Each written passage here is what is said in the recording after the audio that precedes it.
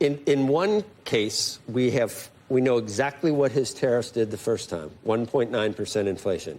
We know exactly, that's where it was. That's where it was.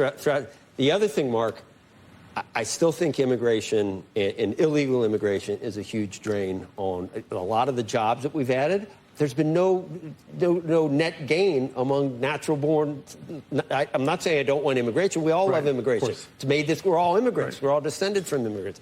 But I don't think you can have an open southern border. No, I agree. And she agrees, too. She said the exact same thing. She had a chance. Yeah, but, Joe, you know there's a lot of COOs that when the CEO leaves for whatever reason, come in, take over, and have completely different policies and approaches. Right? That's just the way it works. When you're second in command, you do what your boss tells you to do. He delegates authority to you. But the border was supposed to be her. Yeah, but it's still the same thing. It's his policies. What he said to her was, you go down and you use diplomacy to try to improve, to try to reduce the flow, the migration of people across the border, right? And when they finally came around, and it took too long, I agree, but when they finally got there, now look at the results. It didn't take a wall, but yet the crossing numbers are where Trump's were when pre-pandemic, at the same number. So it worked. So what she did actually worked.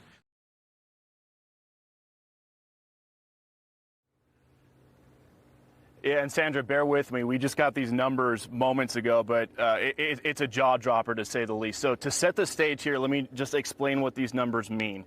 ICE has something called a non-detained docket. Essentially what that is it means migrants who were encountered by DHS but are no longer in federal custody. So who's on this non-detained docket? It's illegal immigrants who were caught and released at the border, released with the court date years away. They're in immigration proceedings, combined with illegal immigrants who have already been ordered, deported from the country by a judge, but are still here roaming the country. So keep that in mind, this non-detained docket.